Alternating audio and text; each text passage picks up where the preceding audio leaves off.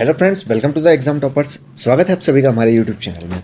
जैसा कि इस समय पूरे देश में देश का नाम बदलने की चर्चा और वाद विवाद चल रहा है।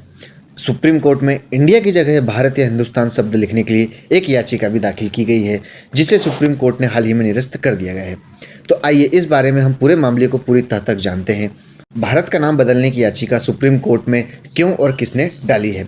तो आगे बढ़ने से पहले यदि आपने चैनल को सब्सक्राइब नहीं किया तो सब्सक्राइब कर बेल आइकन को प्रेस कर लें ताकि आपको लेटेस्ट वीडियोस के नोटिफिकेशन मिलते रहें। तो आइए शुरू करते हैं। विलियम शेक्सपियर ने कहा था कि नाम में क्या रखा है, लेकिन उसकी यह बात भारत के बारे में ठीक नहीं बैठती है, क्योंकि यहाँ पर पूरी राजनीति और देश सिर्फ नाम से ही चलते हैं। भारत में कई शहरों और प्रदेशों के नाम बदले गए हैं और यह क्रम आगे भी जारी रहेगा। भारत में नाम के आधार पर ही व्यक्ति की जाति, उसका धर्म, उसका प्रदेश और उसके खान पान के बारे में अंदाजा लगाया जा सकता है। इस नाम बदलने की संस्कृति को आगे बढ़ाते हुए दिल्ली निवासी नमः नाम के व्यक्ति ने सुप्रीम कोर्ट में याचिका दाखिल की थी कि संविधान में लिखा गया इंडिया और भारत नाम बदलकर सिर्फ भारत या हिंदुस्तान कर दिया जाना चाहिए। याचिकाकर्ता ने कोर्ट में दलील दी थी कि हमारे देश को इंडिया नाम अंग्रेजों ने दिया था, इसलिए अब इस गुलामी के प्रतीक नाम को बदल दिया जाना चाहिए और दो नामों की जगह केवल एक ही नाम रखना चाहिए। याचिकाकर्ता के द्वारा कुछ महत्वपूर्ण तथ्यों को भी रखा गया था। पहला था कि गांधी जी ने अंग्रेजों के विरुद्ध लड़ाई के दौरान भारत माता की जय का नारा दिया था, न कि इंडिया माता की जय। सेकंड आता है, हमारे देश में राष्ट्रगान में भी भारत शब्द आता है, न कि इंडिया। थर्ड, भारतीय दंड संहिता में भी भारत शब्द का प्रयोग किया जाता है। और फोर्थ, अंग्रेजों के शासन से पूर्व मुगल भी हमारे देश को हिंदुस्तान के नाम से पुकारते थे। इस प्रकार कोर्ट में याचिकाकर्ता ने यह कहा कि भारत के दो नामों को हटाकर केवल एक ही नाम रखा जाना चाहिए। इसलिए सुप्रीम कोर्ट को भारतीय संविधान के आर्टिकल 1 में परिवर्तन करने की दिशा में कदम उठाने चाहिए। अब हम चर्चा करते हैं संविधान का आर्टिकल 1 क्या कहता है, जिसका नाम है भारत का नाम और क्षेत्र। पहला, इंडिया जो कि भारत है वह राज्यों का संघ होगा। राज्यों और क्षेत्रों को पहले अनुसूची में निर्दिष्ट किया जाएगा। और थर्ड आता है कि भारत के क्षेत्रों में शामिल होंगे। ऐसा नहीं है कि भारत और इंडिया के बीच की यह बहस अभी अभी उठी है। दरअसल यह मुद्दा भारत का संविधान लागू होने से पहले का ही है।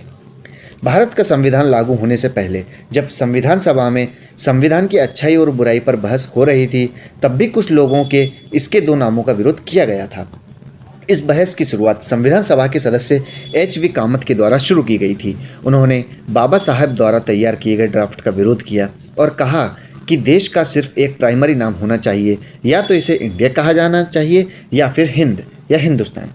इसके अलावा इंडिया नाम सिर्फ अंग्रेजी भाषा के लिए उच्चारित किया जाना चाहिए।